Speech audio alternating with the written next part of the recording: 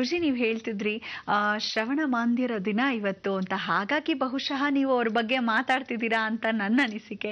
ಜೊತೆಗೆ ಮಹಾಲಯ ಅಮಾವಾಸ್ಯೆ ಅಂತ ಹೇಳಿದ್ರಿ, ಎಲ್ಲರೂ ಕೂಡ ಇವತ್ತು ತಪ್ಪದೆ ಮನೆಯಿರೋ ದೇವರುಗಳ ಮೂರ್ತಿಗಳನ್ನ ತೊಳೆದಿಡಬೇಕು, ನಂತರ ಏನ್ ಮಾಡ್ಬೇಕು ತಿಳಿಸ್ತೀನಿ ಅಂತಿದ್ರಿ. ಖಂಡಿತ ಎಲ್ಲರೂ ಸಾಯಂಕಾಲ ದೇವರ ಮನೆಯಲ್ಲಿರ್ತಕ್ಕಂಥ ದೇವರ ಸಾಮಾನುಗಳು, ದೇವರ ವಿಗ್ರಹಗಳು, ದೇವರ ಪದಾರ್ಥಗಳನ್ನು ಎಲ್ಲವೂ ತೊಳೆದು ಶುಚಿರ್ಭೂತ ಪಡಿಸಬೇಕು. 4 ಗಂಟೆ ಮೇಲೆ 4 ಗಂಟೆ ಮೇಲೆ ತೊಳೆಗೆ ಹಾಕ್ಬಿಡಿ, ಚೆನ್ನಾಗಿ ನೆನೆಸಿ ಆ ದೇವರ ಮನೆ ಶುಚಿರ್ಭೂತ ಪಡಿಸ್ಕೋಬೇಕು. ನಾಳೆ ಇಡಬೇಕು. ಸೊ ಅದರಿಂದ ಇವತ್ತೆಲ್ಲ ಶುಚಿರ್ಭೂತ ಪಡಿಸ್ಕೊಂಡು ಮನೆಯೆಲ್ಲ ಕ್ಲೀನ್ಗಳೆಲ್ಲ ಮಾಡ್ಕೊಳ್ತಕ್ಕಂಥದ್ದೆಲ್ಲ 4 ಗಂಟೆ ಮೇಲೆ.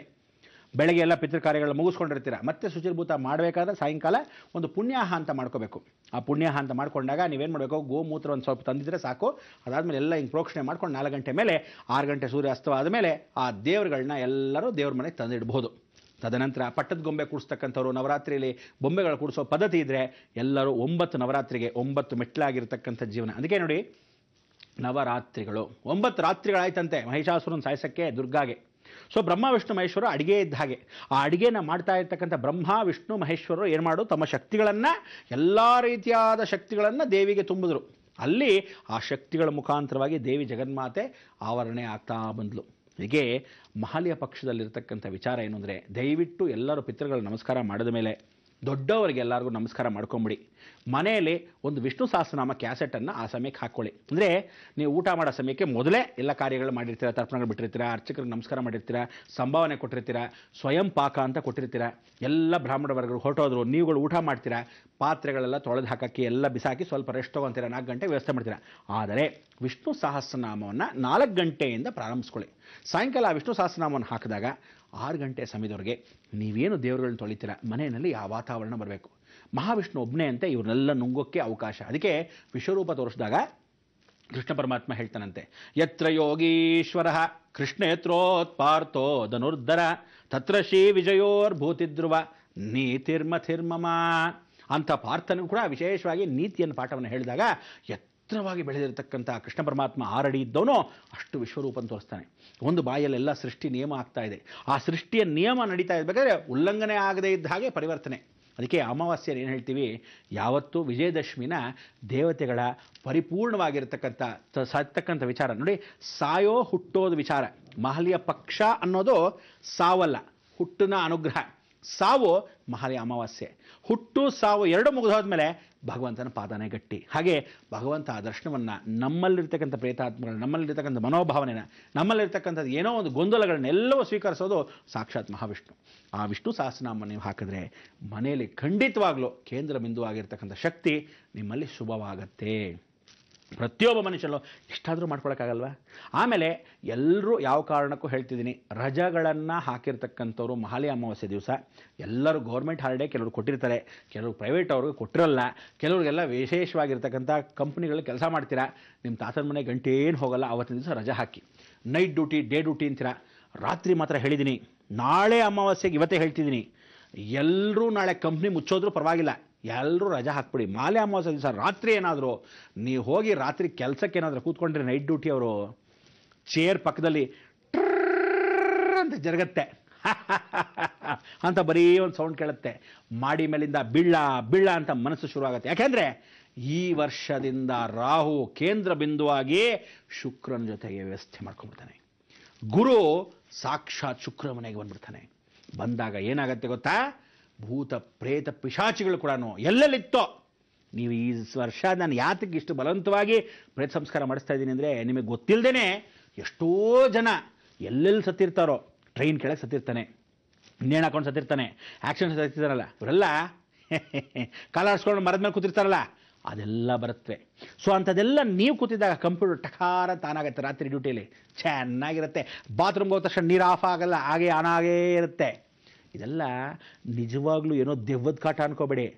ಭಾಳ ಜನ ಹೇಳ್ತೀನಿ ಕಡೆ, ಪಾಶ್ಚಿಮ ದೇಶದಲ್ಲಿ ಎಲ್ಲರೂ ಏನನ್ನು ಕರೀತಾರೆ, ನಾವೆಲ್ಲ ದೇವ್ರು ನಂಬ್ಕೊಂಡಿರೋರು ಭಾರತ ದೇಶದಲ್ಲಿದ್ದೀವಿ, ದೆವ್ವ ನಂಬ್ಕೊಂಡಿರೋರು ಯಾರಿದ್ದಾರೆ, ಎಲ್ಲ ವೆಸ್ಟರ್ನ್ ಕಲ್ಚರ್.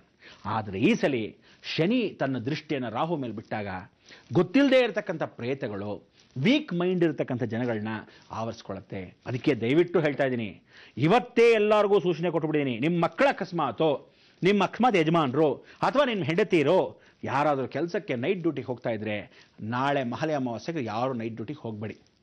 ಕಂಪ್ನಿ ನೆಗೆದು ಬಿದ್ದೋದ್ರೂ ಪರವಾಗಿಲ್ಲ, ಹೋಗಬೇಡಿ. ನೈಟ್ ಡ್ಯೂಟಿ ಮಾಡಲೇಬೇಡಿ. ಅದೇನಾಗುತ್ತೆ ಹಾಕ್ಕೊಳ್ಳೋಣ, ಆಮೇಲೆ ಬಾಸ್ ನೋಡ್ಕೊಳ್ಳೋಣ. ಯಾಕಂದರೆ ಬಾಸ್ ಹೆಂಡ್ತಿ ಕೂಡ ಕ್ಯಾಕ ಸುಗ್ದಿತ್ತಲ್ಲ, ಮುಚ್ಕೊಂಡು ಮನೇಲಿ ಬಿದ್ದಿರಿ ಅಂತ. ಅರ್ಥ ಆಯ್ತಾ? ನಾನು ಹೇಳಿದ್ಮೇಲೆ ಬಾಸ್ ಹೆಂಡ್ತಿನೂ ಕೇಳ್ತಾಳೆ, ಅವ್ರ ಅಪ್ಪನೂ ಕೇಳ್ತಾನೆ. ವ್ಯವಸ್ಥೆ ನೀವು ಮಾಡ್ಕೋಬೇಕು. ಯಾಕೆಂದರೆ ನಿಮ್ಮ ಒಳ್ಳೇದಕ್ಕೆ. ನೀವು ಗಾಡೀಲಿ ಹೋಗ್ತಾ ಇರ್ತೀರ, ಮಹಾಲಯ ಅಮಾವಾಸ್ಯೆ ದಿವಸ ಎಷ್ಟೋ ಜನ ಪಿಂಡ ಪ್ರದಾನ ಮಾಡಿ, ಎಷ್ಟೋ ಜನ ನಿಂಬೆಹಣ್ಣು ಹೊರಗಡೆ ಬಿಸಾಕ್ತಾರೆ. ಇನ್ನೊಂದು ಹೇಳ್ತೀನಿ ಕೇಳಿ, ಇದು ಭಾಳ ವಿಶೇಷ. ಯಾಕೆ ಹೇಳ್ತಾ ಇದ್ದೀನಿ, ಈ ಮಹಾಲಯ ಅಮಾವಾಸ್ಯೆ ದಿವಸ ಮಾಟ ಮಂತ್ರ ಮಾಡಿಸ್ತಾರೆ ಗೊತ್ತಾ, ಅವರೆಲ್ಲ ಭಾಳ ಚೆನ್ನಾಗಿ ಉಪಯೋಗಿಸ್ಕೊತಾರೆ.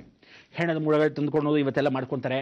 ಗ್ರಹಣದ ದಿವಸ ಹೇಗೆ ಮಾಡ್ಕೊತಾರೆ ಹಾಗೆ ಈ ಮಹಾಲಯ ಅಮಾವಾಸ್ಯೆ ದಿವಸ ಎಲ್ಲೆಲ್ಲೋ ಹೋಗ್ಬಿಟ್ಟು ಕೂದಲುಗಳನ್ನ, ಎಲ್ಲೆಲ್ಲೋ ಹೋಗ್ಬಿಟ್ಟು ಬಟ್ಟೆಗಳನ್ನ, ಅವ್ರುಗಳು ಅದೇ ಕೆಲಸ ಇರುತ್ತೆ. ಯಾಕಂದರೆ ಅವ್ರ ಕೆಲಸಗಳೆಲ್ಲ ಏನು ಗೊತ್ತಾ, ಎಲ್ಲ ಒಳ್ಳೆಯವ್ರನ್ನ ಹಾಳು ಮಾಡೋ ಕೆಲಸಗಳು. ಸೊ ನಿಮ್ಮ ನೆಂಟರುಗಳು ನಿಮ್ಮ ಮಕ್ಕಳನ್ನ ಹಾಳು ಮಾಡೋಕ್ಕೋ, ಅಥವಾ ನಿಮ್ಮ ಹೆಣ್ಮಕ್ಳನ್ನ ಹಾಳು ಮಾಡೋಕ್ಕೋ, ಅಥವಾ ನಿಮ್ಮ ಸಂಸಾರ ಹಾಳು ಮಾಡೋಕ್ಕೋ ಕಾಯ್ತಾ ಇರ್ತಾರಲ್ಲ, ಅವರೆಲ್ಲ ಮಹಾಲಯ ಅಮಾವಾಸ್ಯೆ ಕಾಯ್ತಿರ್ತಾರೆ.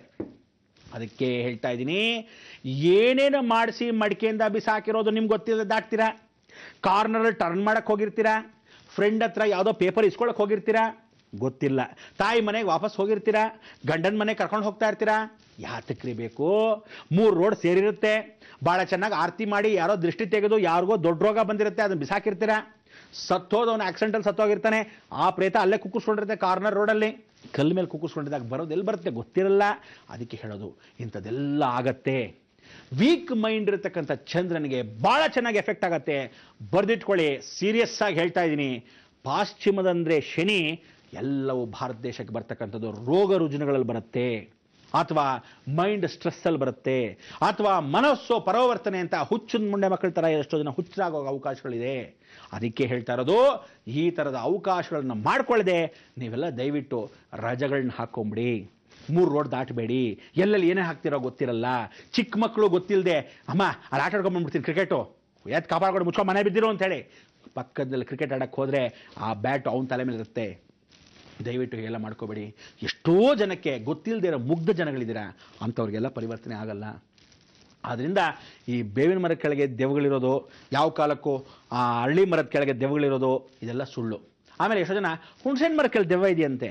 ಯಾತಕ್ಕೆ ಅದು ಮಾಡಿದ್ರು ಹುಣಸೆಹಣ್ಣು ಮರದ ಕೆಳಗೆ ದೆವ್ವ ಇರೋದು ಅಂದರೆ, ಒಂಟಿ ಹುಣಸೆ ಮರ ತನಗೆ ತಾನಾಗೇ ಬೆಳೆದಿರೋದು, ಯಾರು ಹಾಕದೇ ಬೆಳೆದಿರತಕ್ಕಂಥದ್ದು ಇತ್ತಲ್ಲ, ಅಂಥದ್ರಲ್ಲಿ ಪ್ರೇತಗಳು ಸೇರಿಸ್ಕೊಳುತ್ತೆ.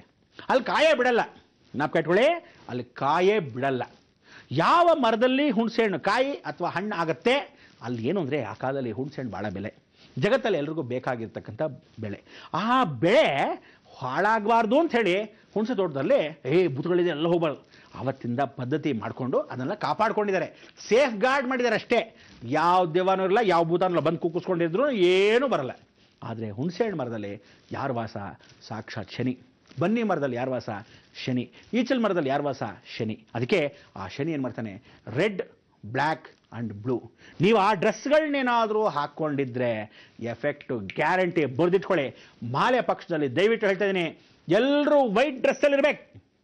ಮನೇಲಿ ಏನಾದರೂ ಹಾಕ್ಕೊಂಡು, ಅದಕ್ಕೆ ಎಷ್ಟೋ ಜನ ತಿಥಿಗೆ ನೀವು ನಾರ್ತ್ ಇಂಡಿಯಾಗೆ ಹೋಗಿ ನೋಡಿ, ಅವರು ಸತ್ತಾಗಲೂ ಹುಟ್ಟಿದಾಗಲೂ ವೈಟ್ ಡ್ರೆಸ್ಸಲ್ಲಿರ್ತಾರೆ.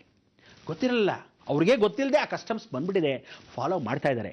ಇವತ್ತೊಂದು ದಿವಸ ಸತ್ತರೆ ಯಾರಾದರೂ ಶೋಕ ಮಾಡಬೇಕು, ಶೋಕ ದಿನಾಚರಣೆ ಅಂದ್ರಾಗ ಅಲ್ಲಿ ಹೋದಾಗ ಎಲ್ಲ ಬಿಳಿ ಡ್ರೆಸ್ ಹಾಕೊಂಡು ಹೋಗ್ತಾರೆ. ಯಾಕೆಂದರೆ ವೈಟ್ಗೆ ಯಾವ ಕಾಲಕ್ಕೂ ಎಫೆಕ್ಟ್ ಬರಲ್ಲ. ನೀವು ರೆಡ್ಡು, ಬ್ಲೂ, ಬ್ಲ್ಯಾಕ್ ಹಾಕ್ಕೊಳ್ಳಿ, ಚಂಬೋ ಶಂಕರ.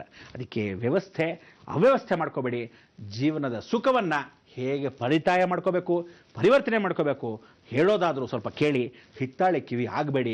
ಜೀವನದಲ್ಲಿ ಸುಧಾರಿಸ್ಕೊಳ್ಳೋಕ್ಕೆ ಅವಕಾಶ ಎಲ್ಲೋ ಭಗವಂತ ಯಾರದೋ ರೂಪದಲ್ಲಿ ಕೊಡ್ತಾನೆ. ನಮಗೆ ತಿಳಿದ ನಿಮಗೆ ವಿಚಾರ ಹೇಳ್ತಿದ್ದೀವಿ, ನಮ್ಮ ಪೂರ್ವಾರ್ಜಿತರು ಹೇಳಿರತಕ್ಕಂಥ ವಿಚಾರ ತಿಳಿಸ್ತಿದ್ದೀವಿ, ಸನಾತನ ಧರ್ಮದಲ್ಲಿರ್ತಕ್ಕಂಥ ಸತ್ಯವನ್ನು ತಿಳಿಸ್ತಾ ಇದ್ದೀವಿ.